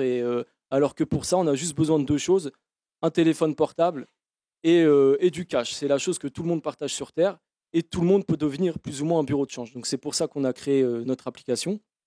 Donc c'est une simple application mobile sur laquelle on a un wallet. Donc un wallet, c'est de la crypto-monnaie sur son programme et on peut soi-même devenir vendeur ou regarder sur une map. Voilà, c'est l'app. Regarder sur l'app si on peut localiser quelqu'un autour de soi avec qui on pourrait demander comme Uber. En gros, je regarde autour, je vais acheter de l'Ether, il y a quelqu'un qui est prêt à m'en vendre, je peux aller lui en acheter. Et voilà, on fait la transaction, c'est simple. Donc ça, c'est la première phase. Et une fois qu'on a l'écosystème, voilà, une fois il y a l'application, vous pourrez télécharger l'application de test si vous voulez voir, vous me posez des questions après. Et une fois qu'on va créer cette première souche-là de vendeurs et d'acheteurs, on va permettre aux shops de s'enregistrer dans le magasin. Donc les shops qui veulent accepter les crypto-monnaies aussi, il y en a beaucoup et c'est un truc qui se développe pas mal au Venezuela ou au Zimbabwe, ils ont des problèmes d'inflation, préfèrent rester en crypto-monnaie. C'est comme là, avant ils allaient dans le dollar, maintenant ils vont dans les crypto-monnaies comme refuge à l'inflation qu'ils ont chez eux. Donc ça va être la deuxième phase où on va permettre aux shops, on va leur fournir des applications comme ça pour facilement accepter les crypto-monnaies. Et du coup, pour eux, déjà, c'est moins coûteux que les paiements Visa. Il n'y a pas de fraude parce que toutes les transactions sont sécurisées par le protocole en lui-même. Donc, il n'y a pas de problème. Donc maintenant, forcément, on parle de cash crypto, comment on sécurise le tout. Donc, on aura un système de réputation basé sur les feedbacks de tous les utilisateurs. Il y aura des limites de transactions. Il y aura des vérifications quand même manuelles par zone d'identité. Donc pour personne, les gens ne pourront pas s'enregistrer en tant que vendeur sans avoir été vérifiés au préalable quand même pour qu'on sache un peu ce qui se passe.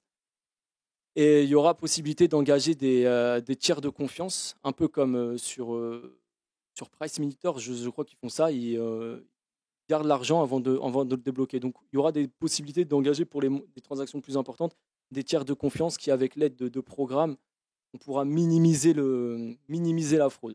Il y aura forcément, comme partout un peu, on pense à plein de services pour minimiser justement la fraude. Donc aussi, on parle beaucoup avec les régulateurs parce que forcément, on va être un service qui va être un peu touchy. Donc on a aussi des choses là-dessus. Donc il y a le KYC. On aura des services DML qui peuvent aussi monitorer l'action des crypto-monnaies pour éviter que ce soit des crypto-monnaies issues de ransomware ou de choses comme ça que les gens voudraient aussi blanchir.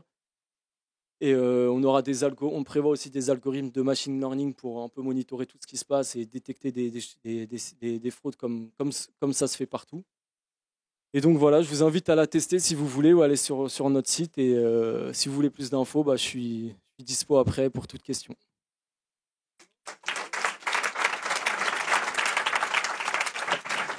Wow. Merci Mehdi. Alors Ilan et Mehdi nous ont fait vraiment voyager dans leur univers. Là, c'est waouh. Je ne sais pas si tout le monde est bien accroché. Bon, plein de questions à lui poser forcément, hein, mais on va faire ça pendant le cocktail. Je redonne rapidement la main à Cyril qui va animer un petit jeu de questions-réponses avec vous tous. Si vous avez des questions, c'est aussi le moment là de les poser, soit aux start-upers, soit à Cyril, soit voilà, des réflexions ouvertes. Merci. Est-ce qu'il y a quelqu'un qui a des questions autres que j'ai pas compris la blockchain?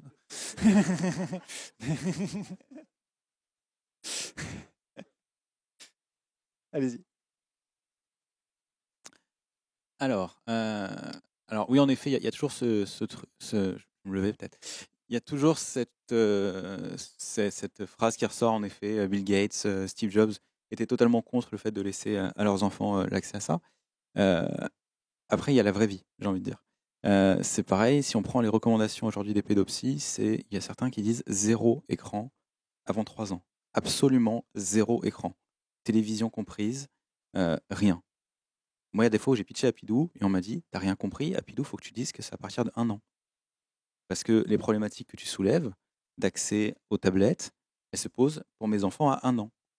Donc, il y a ce décalage-là, et dans la vraie vie, il y a des enfants de 1 an aujourd'hui qui sont sur les tablettes. Est-ce que c'est bien? Moi, 1 an, je pense pas. Après, dans le détail, moi, j'ai des parents qui me disent, on peut pas, aujourd'hui, je me vois pas ne pas donner de tablette à mes enfants. Et j'ai encore eu un parent cette semaine au téléphone qui me disait, je connais un enfant de 8 ans qui a jamais utilisé de tablette, à la récré, il est perdu. À la récré, il est perdu, il parle pas à ses copains, parce que les copains, ils lui parlent de tablette et des jeux, et de ce qu'il a vu à la télé, et l'enfant de 8 ans, il est perdu. Et donc, on a besoin de ça, et moi, je crois pas que c'est aujourd'hui, en arrivant au collège, et en ayant 2 cours de Excel et de Word, qu'on va être prêt au monde de demain. Alors aujourd'hui, ok, l'école tente de s'adapter, et l'école au sens primaire commence à mettre du code, commence à faire des choses. Et je pense que le code ne fait pas tout. Le code est très bien. Je suis entièrement d'accord avec le fait que si tout le monde savait un peu coder, ce serait génial. Mais en dehors de ça, il y a aussi simplement le fait d'avoir un premier accès au numérique. Moi, avec Apidou, simplement, si un enfant a compris, si je lui touche l'oreille, il va se passer un truc dans le jeu. Et de dire que quand il va ouvrir un autre jeu, il y en avait un où il s'est passé, Apidou était vers la gauche quand on lui a touché l'oreille, et celui d'après, il va jouer une note de musique. Simplement de comprendre que c'est le jeu qui est lancé, qui a donné une chose différente, et qu'en fait c'est programmable, et que en fait c'est pas de la magie. Simplement, si les enfants arrivent à avoir ce genre de choses-là, moi je trouve ça génial, et je vois pas pourquoi est-ce qu'on pourrait pas leur passer ce genre de savoir dès 3 ans. Un autre niveau de réponse qui est le mien, mais qui est moins expert, c'est que, un peu de provoque, on oublie. Enfin, je pense que messieurs Gates et Jobs ont les moyens de payer à leurs enfants une éducation à partir de 6 ans, verront des écrans tous les jours. C'est un peu en creux ce qu'on disait, c'est que c'est une vision très très sachante de deux moguls de l'industrie. La réalité, effectivement, c'est que moi j'avais le même problème avec mes gamines qui maintenant sont très grandes, mais c'est le trade-off entre ce qu'on n'apprend en fait pas à l'école parce qu'ils n'ont pas le matos, le fait qu'on sait en tant qu'expert que s'ils ne savent pas coder, dans 10 ans, ça va être compliqué de trouver du boulot et ça va être compliqué de s'insérer. Et le fait qu'effectivement, passer des journées entières à faire que jouer à Candy Crush quand on a 4 ans, c'est pas une bonne idée, ça n'épanouit pas. Et pour moi, ça renvoie un peu à la question du job du parent, qui est de dire, je vais essayer de faire un bon équilibre entre tout ça en fonction du truc. Après, oui, c'est vrai que c'est l'histoire de la télécommande qui paniquait mes grands-parents et où moi, je comprenais pas pourquoi ils étaient paniqués parce que je savais m'en servir, on m'avait pas expliqué. C'est un peu comme dans une génération, pour moi, on est toujours le vieux con de quelqu'un et on est toujours la technologie obsolète et la nouvelle est toujours un peu effrayante. Mais je pense qu'il y a aussi une bonne part, effectivement, il donne la vision de gens qui ont les moyens de faire ce type d'arbitrage, qui est de dire je peux nourrir mes enfants avec que des trucs très très simples pendant 10 ans, etc. etc. Et c'est le côté un peu dont moi je me méfie en médias, c'est on a un bureau à San Francisco, ça devient vraiment spécial là-bas. Ils sont partis loin et réalistiquement aujourd'hui, je pense qu'effectivement, se dire un gamin qui passe un temps raisonnable, comme mes parents m'autorisaient pas à regarder la télé toute la journée à l'époque, qui passe un temps raisonnable, bah oui, il socialise un peu mieux, il sait de quoi parlent ses copains et sachant raison garder, quoi. Voilà, j'ai pas de meilleure réponse à donner que ça. D'autres questions? Oui, exactement, c'est la dose qui fait le poison. Oui, I have a question for Mehdi. Et aussi, c'est quoi le modèle économique? Et puis, deuxième question, quand est-ce que ça sort le Happy Doudou? Alors, le modèle économique, c'est en fait, c'est basé sur des services, pour faire simple, c'est basé sur des services freemium, où en gros, en tant que vendeur, tu peux avoir de la visibilité premium et du référencement premium comme Google AdWords un petit peu, en tant que vendeur, en tant que revendeur d'Ether ou en tant que shop. Voilà. Ma question, du coup, je la répète pour que ça soit entendu dans le micro. Mm. Il n'y a pas de commission sur les différentes transactions qui sont réalisées? Il y a une toute petite commission, mais pour couvrir les frais opérationnels, et c'est vraiment pas là-dessus qu'on veut vraiment on veut en faire un standard pour tout l'écosystème, parce qu'il y a plein d'applications justement qui nous ont contactés parce qu'ils avaient ce problème-là, et on veut que tout le monde se l'approprie, et que ça devienne un standard pour tout le monde. Donc on veut pas que le business model soit lié aux fees, mais plutôt sur des services premium qui seront sur l'app. Il y a un token, mais si je rentre dans les explications, qu'est-ce qu'un token sur la blockchain, Et juste par on n'est rapport à la pas- on n'est pas question, couché. le shop, là, à la fin, en fait, s'il veut Ouais. transformer son Ether ou Bitcoin, ou voilà, Ouais. la monnaie virtuelle en monnaie traditionnelle, qui est-ce qui gère ça? Est-ce que vous proposez ça ou pas? Le shop, il peut utiliser il y a des API vers des exchangers. Il y a des plateformes de trading, en gros, qui permettent le trade de crypto-monnaie vers l'euro. Donc nous, on va leur faciliter la tâche avec plein de trucs faciles, où tout ce qui est récupéré en crypto-monnaie, ils peuvent les changer en euros et les recevoir sur leur compte bancaire. Et ça passera pas par l'API. Ça, c'est une Non, relation. on se pluggera à des API. C'est des services qui existent déjà. Bah ça c'est chacun. Nous, on donne la plateforme, et c'est chaque individu qui a à faire ses propres déclarations, ou chaque commerçant. Nous, vu qu'on ne prend pas de fees, nous, c'est pas à nous de. Nous, on fournit l'interface, on fournira les outils pour faciliter les types de déclarations, mais on s'arrêtera là. Oui, la sortie d'Apidou. Le business model aussi. Alors, on vise Noël 2018 pour la sortie, sous réserve d'une levée de fonds, mais on y croit. Sinon, le business model, principalement de la vente de peluches. Et on a fait un truc bien, c'est que les peluches sont déhoussables pour pouvoir les passer en machine. Et donc, du coup, on imagine aussi un business model où on va vendre des housses supplémentaires avec avec des applis. Avec des applis supplémentaires.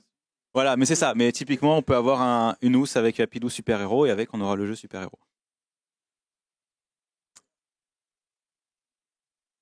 On peut en discuter après. Le prix. Le prix, on vise à peu près 70 €. Alors, on s'appelle Apidou, mais on n'est pas un doudou. Non, ça peut vite devenir un doudou. Mais le doudou, c'est 0,3 ans dans les... Non, on fait pas de géoloc, c'est voulu. C'est voulu, on fait pas de géoloc. Parce que voilà, pas de données perso, et ouais. Non, alors, c'est vraiment... Il faut me croire, c'est vraiment pas pour en vendre plus. C'est justement que j'ai pas envie de vendre un doudou avec un GPS dedans, quoi. Voilà. Non, mais après, il y a des non, mais il y a des techniques. Il suffit de mettre sur l'étiquette un petit code. Si vous trouvez ce doudou, allez sur mon site, et on fera la mise en relation. Il y aura peut-être des choses comme ça, mais le GPS, non. Alors moi, j'ai une question pour Cyril. Vous aviez l'air de dire que c'était bien pour les boîtes, quelle que soit leur taille, d'avoir un codeur en interne. Ouais.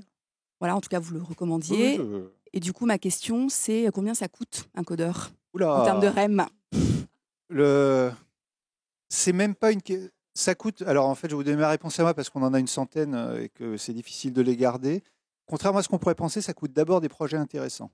C'est-à-dire que le premier truc qu'ils font, c'est qu'ils vous demandent qu'est-ce que je vais faire, est-ce que je vais apprendre des trucs, est-ce que ça va être intéressant, est-ce que ça va permettre à des pays de ne pas être sous le joug du dollar pour calculer leur inflation, ou est-ce que je vais faire la même chose tous les jours. Ça, c'est la première question. Après, c'est un marché du travail, donc plus il est bon, vous allez être dans le prix d'un ingénieur. Et encore une fois, il y a un vrai effet de rareté en ce moment. Donc, s'il y en a un qui veut bosser pour vous, qui trouve votre projet intéressant, etc., il ne viendra pas que pour l'argent, mais il ne faut pas oublier de bien le payer. Et après, pour être pratique, on est entre 40 et 80, ouais. Et après, les très très bons, vous allez à San Francisco, aujourd'hui, moi, les miens, ils me les piquaient à 300 000. Pour des jeunes gens, vous ne comprenez pas une broque de ce qu'il raconte la première fois.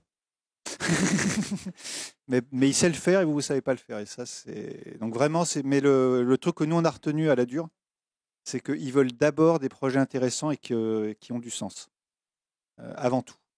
Je te passe le micro après, Luc. Une question pour vous trois. J'en ai deux, en fait. La première, c'est est-ce que vous recrutez des stagiaires de plus de 42 ans? Et en particulier pour Apidou. Et la deuxième question, 274 sociétés françaises sont allées au CIS outre-Atlantique là, récemment. Et pour la plupart d'entre elles, elles ont des soucis de capitalisation. Blabla et Criteo sont allés ce côté... là aussi sur les marchés américains.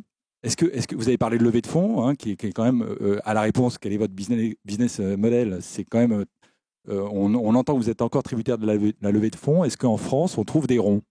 Ça, c'est la deuxième question. Je peux répondre. Voilà, dans le monde de la crypto-monnaie, en ce moment, il y a un phénomène enfin, c'est pas des levées de fonds classiques, on fait pas des IPO, on fait des ICO. Donc, c'est des Initial Coin Offering, où on va échanger un token qui va être un peu le cœur. Enfin, on va échanger un jeton numérique, voilà, je vais parler français, qui va être le cœur de notre application tout au long du cycle de vie de l'application. Et du coup, on est un peu dans une bulle. Donc, c'est un peu, il y en a beaucoup qui comparent à la bulle Internet en 99 où tu pouvais faire un site de vente de bouts de papier ou de peu importe, tu pouvais lever des millions. On va dire que c'est presque aussi le cas dans la blockchain et dans les crypto-monnaies aujourd'hui où il y a plein de projets un peu loufoques qui arrivent à lever des millions. Donc si vous cherchez des fonds, faites de la blockchain. Voilà.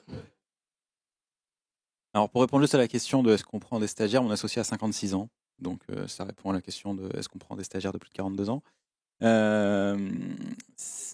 Voilà. Sinon, est-ce qu'il y a des fonds? Alors je suis assez d'accord avec Mehdi. En ce moment, bon, il y a les buzzwords. Donc, vous faites de la blockchain, de l'AI, de la VR, de l'AR. C'est bon, vous allez lever des fonds.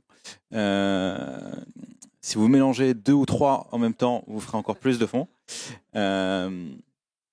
Après, non, il y a quand même un bel écosystème aujourd'hui, je pense, en accès au capital en France, qu'il faut aller chercher. Disons qu'il y a du monde, mais il y a du monde qui tape à leur porte. Et donc, si vous êtes bon, on y arrive. Mais... voilà. Et après, il y a aussi la question des projets. En effet, j'ai parlé de levée de fonds. Il y a quand même d'autres solutions. Il y a les ICO, il y a le crowdfunding, mine de rien, qui a quand même permis beaucoup de choses aujourd'hui et de beaux projets qui n'auraient pas pu se lancer sans. Je pense que ça va, vous connaissez le crowdfunding. Et donc, il y a quand même des stratégies comme ça. Dans le crowdfunding, il y a aussi le crowd equity, qui est sorti récemment, où on va pas précommander un produit, mais où on va... disons, j'ai besoin de lever 200 000 euros.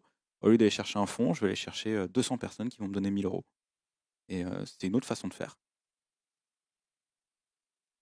Pour compléter un peu pour bien connaître le marché, puisqu'à San Francisco, on connaît à peu près tous les VC, etc.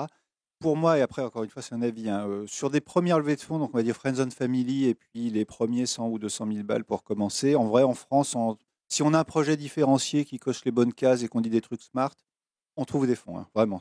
Moi, je l'ai fait 3 fois. Je dis pas que c'est facile, il faut avoir 25, machin, la réunion du lundi. Désolé, ça sera lundi prochain, mais on y arrive. Après, c'est vrai que le problème un peu structurel de la France et plus généralement de l'Europe, c'est de créer des Google, des machins, parce qu'en gros, financer un Criteo, ils ont quand même été obligés d'aller aux US. Parce qu'en France, on a 2 gros défauts. D'abord, on fait des protos en français. Et du coup, quand on va les présenter aux États-Unis, c'est un peu compliqué. Non, mais c'est bête. Et puis, deuxièmement, c'est vrai qu'il y a beaucoup de difficultés, même s'il y a d'autres couloirs, à financer des sommes importantes, donc des dizaines de millions d'euros sur des trucs très innovants, surtout quand on comprend un mot sur 2. Non, mais je ne le dis pas méchamment, c'est la réalité. Donc, il faut faire effort de pédagogie, etc. Et en plus, les grosses levées sont plutôt aux États-Unis. On a un vrai problème structurel, je pense, pas sur les premiers fundings. Le vrai problème, c'est quand vous voulez passer de quelques clients en France et quelques dizaines ou parfois centaines de millions d'euros de chiffre d'affaires à des milliards. En Europe, c'est même pas en France, il n'y a personne qui finance ça, qui prend ce risque-là, en fait. Parce qu'on est beaucoup dans des logiques patrimoniales. D'expérience, les seuls que j'ai vus le financer d'une manière ou d'une autre, en fait, c'est les industriels. C'est-à-dire que... Pour tout vous dire, j'ai fait 3 fois. Les 2 premières fois, dépôt de bilan, youpi. Enfin, la 3e fois, ça s'est mieux passé, mais le produit a vécu parce qu'en fait, un industriel l'a racheté et l'a distribué. Et ça, c'est un peu une voie qu'on oublie en France, c'est que ce qu'on appelait dans le bon vieux temps l'adossement industriel, donc d'aller voir un monsieur qui a déjà une distribution et des capacités de prod et de lui dire est-ce que vous pouvez me donner un coup de main, plutôt que d'aller voir des financiers purs qui vont être un peu frileux, c'est vrai, en France, c'est aussi un débouché qu'on oublie. Mais vous adressez le problème qui, pour moi, est plutôt celui de passer de moyen à très gros. On sait très mal faire en Europe, en fait. Ok, merci. Alors, deux petites questions pour finir. Après, on poursuivra les échanges autour du cocktail, parce qu'il y a les étudiants qui attendent. Alors, Luc, tout de suite après. Je sais que chez Faber Novel, vous faisiez, je ne sais pas si vous en faites encore, des Learning Expeditions. Est-ce que vous êtes prêt à être encore plus créatif et à créer des pédiluves pour dirigeants de PME? Donc, c'est des petites piscines, mais qui permettent de les laisser comme ça mijoter pendant quelques jours et pas seulement 2-3 jours aux États-Unis, quoi. Alors, la réponse, c'est oui. On a commencé à le faire cette année parce qu'effectivement, on emmenait plutôt des très grands groupes qui ont beaucoup d'argent visiter Facebook, etc. Aujourd'hui, des formats pour aller s'insérer pendant 2-3 jours et comprendre la vallée, il y en a.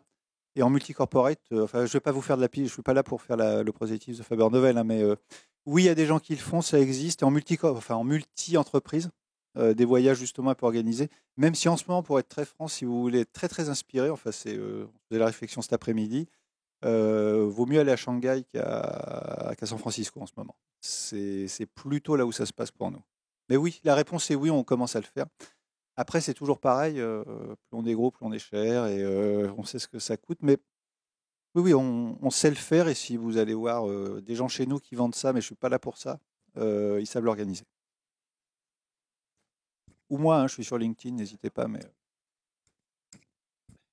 Merci. Moi, je trouve ça génial que vous disiez qu'il faut avoir des codeurs dans les boutiques. La dernière fois que j'ai codé, ça devait être dans les années 80. En basique ou un debugging en assembleur, enfin un truc un peu compliqué. Alors quand vous répondez à mon ami qu'un codeur, ça vaut 40, 80, voire beaucoup plus, en même temps que dans votre présentation, vous dites maintenant pour coder, il suffit de savoir dessiner. Où est la juste vérité et comment on fait, nous, PME ou industrie traditionnelle où on n'a pas de codeur? Après, c'est un marché, c'est-à-dire que, j'ai envie de dire, il y a oui, il y a ce qu'on appelle, nous, dans notre jargon, un DevOps, donc quelqu'un qui est très dégourdi, qui, pour prendre monsieur, coder de la blockchain, etc., etc., etc. Ça coûte très cher parce qu'il y a juste un effet où vous allez demander à la SOG c'est quoi leur plus gros problème en ce moment. Ils disent on en cherche 40, on n'a pas trouvé un. Donc ceux-là valent très très cher, donc c'est une question de compétence et de niveau. Après, c'est vrai que vous avez des alternatives. Par exemple, nous, notre plus gros concurrent pour les applications iOS, ça a longtemps été Joe qui va dire moi pour 5000 balles en un mois, je vous fais l'application et c'est vrai, moi je suis industriel, etc.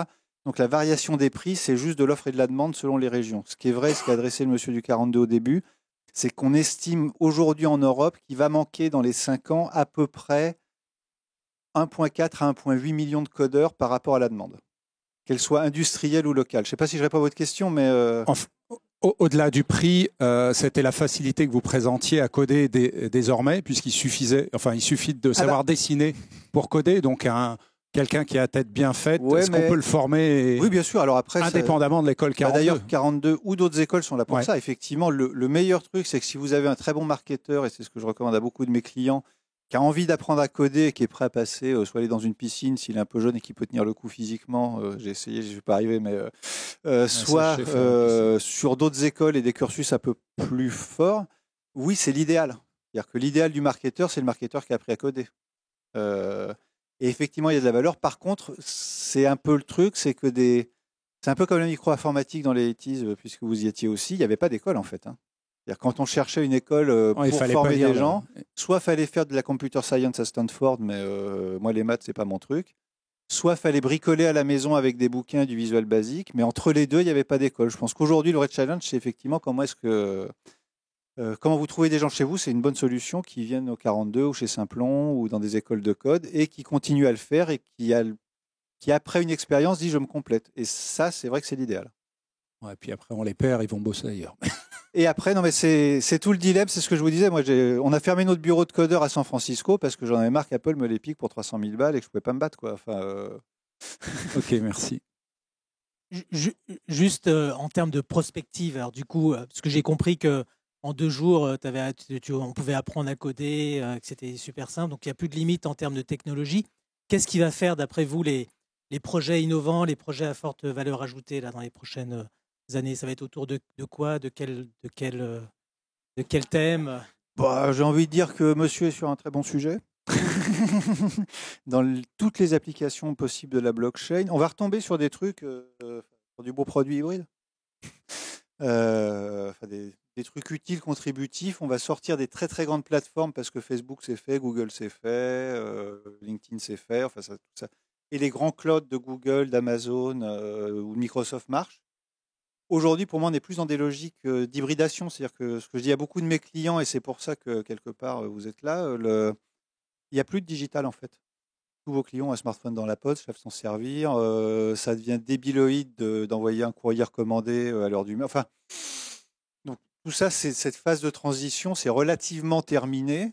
Si, c'est... Enfin, moi, j'ai même pas acheté une licence. Là, ce qu'on vous a présenté, il y en a une partie qui était sur Google Docs, qui remplace agréablement Excel et Word, et ça coûte quasiment beaucoup moins cher, et ça marche très très bien. Donc la vraie question, c'est qu'est-ce qu'on fait de ces technologies qui sont un peu prématures et qui maintenant sont assez standardisées? Et on va retomber sur de l'entrepreneuriat, hein, sur est-ce que j'ai une idée, est-ce que je vais faire 2 fois mieux, 2 fois plus vite, 2 fois moins cher, ou 2 fois, etc. Et donc, pour moi, les mondes qui vont être le plus impressionnants là-dessus, ça va être le monde du luxe et de l'artisanat qui a l'air de bien commencer à comprendre ça et de s'amplifier. L'automobile a son truc à jouer, la finance va en prendre plein sa mouille et c'est bien fait. Hein, la santé, l'éducation, mais qui sont des sujets classiques. C'est juste que comment est-ce qu'on se réapproprie tout ça et qu'on en fait quelque chose d'utile dans tous ces domaines-là, mais après, un bon produit, c'est un bon produit, du commerce, c'est du commerce, c'est du bon sens, c'est du bon sens, quoi. Enfin, et bientôt, il n'y aura plus de mots à 3 lettres et d'acronymes bizarres pour parler des trucs. Et la dernière question, là, parce qu'après, il y a le traiteur qui commence à nous... Et une question pour Mehdi.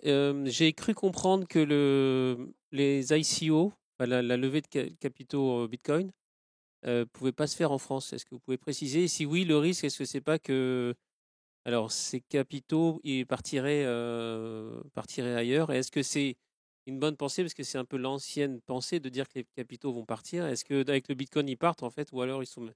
Alors c'est vrai que c'est une grosse problématique en ce moment pour plein de projets basés en France, parce qu'il y a une incertitude concernant ce mode de levée de fonds. Donc nous, justement, pour pas avoir de problème et pour pas que nos contributeurs aient des problèmes, on a choisi d'être basé à Gibraltar, parce qu'il y a un cadre tout à fait légal pour ça. Mais voilà, mais c'est vraiment la raison principale, c'est que on ne peut pas aujourd'hui prendre le risque de faire ça, de lever les fonds en crypto-monnaie et de devoir redonner plus de 50%, même plus, parce qu'on considère ça comme du chiffre d'affaires. Alors que c'est un nouveau mode de financement qui est tout nouveau, qui a des problématiques propres à elle. Et vu qu'il y a une grosse incertitude, à Gibraltar, c'est vrai, c'est légal, il n'y a pas de problème. Bon, Gibraltar n'est pas sur la liste des paradis fiscaux, hein. Je tenais à le préciser. Et peut-être. Et donc voilà, mais on a quand même une entité en France qui va opérer, qui va payer des impôts. Une grosse partie du développement opérationnel va se faire ici. Et on n'a pas de problème avec ça, de payer les impôts qu'on doit payer. Mais sur des sujets comme ça qui peuvent être vraiment changer la vie du projet et mettre en péril tout le projet, on a fait le choix d'avoir cette entité une partie des opérations là-bas, notamment les parties opérations financières qui seront basées là-bas. Ouais. Merci à tous les trois pour ces réponses. Vous pouvez les applaudir. Ouais.